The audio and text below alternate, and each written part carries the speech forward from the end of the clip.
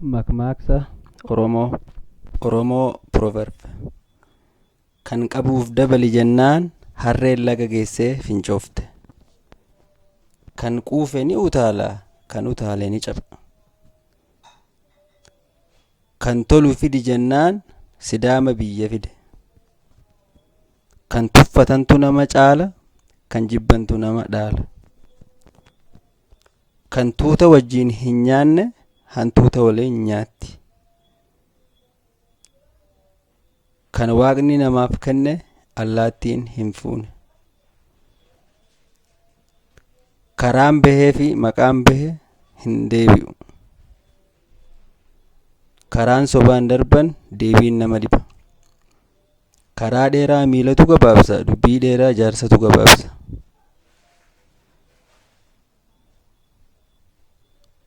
Keessummaan waan dubbattu dhabde mucaa kee harma guusi jetti. Keessummaan galaana abbaatu dabarfata.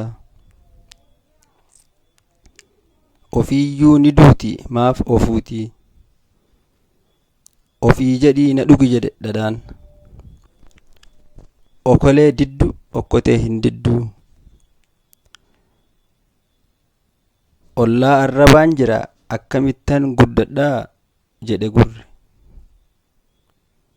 Kan citaa qabaa tokko namaaf hin kennine mana ballisii gorsitii. Kan dandeessuudhaan jennaan jaarsi galee niitii dhaane.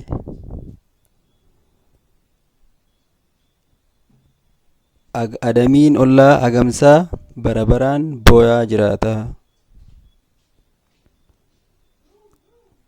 Kan gaba'aa dhagahee dhufe gowwaan galee hasaasaa.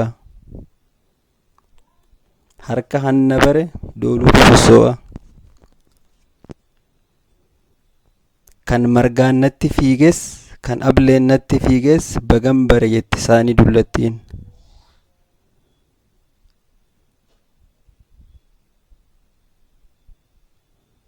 Nama foon beeku sombaan hin soban. Namni akka fardaa nyaatu gaafa akka namaa nyaatee rakkata. Kan beela'e waan quufu hin sa'u. Namni dadaa afaan kaa'an dhagaa afaan nama kaa'a. Namni gaafa irrechaa gurri duude bara baraan irrecha jechaa jiraata. Namni guyyaa bufa arge halkan ta'ee badheessa. Namni hudduu kooban galanni isaa dhuufuudha. Namni mana tokko ijaaru citaa waliin saamu. Namni nama arrabsu nama hin faarsu. Namni badaan bakka itti badutti mari'ata. Namni gabaabaan bara baraan kabajaa osoo hin arganne du'a. Namni qotiyyoo hin qabne qacceen mana isaa kuma. Galatoomaa namoonni haaromni chaanaalii Oromiyaa Niwus sabiskiraayib godhaa. Wantoota barsiisoo bashannansiisoo fi fayyaa akkasumas odeeffannoo garaagaraa guyyaa guyyaa waan irraa argattaniif sabiskiraayib gochuun Oromiyaa Niwus bira dhaabbadhaa.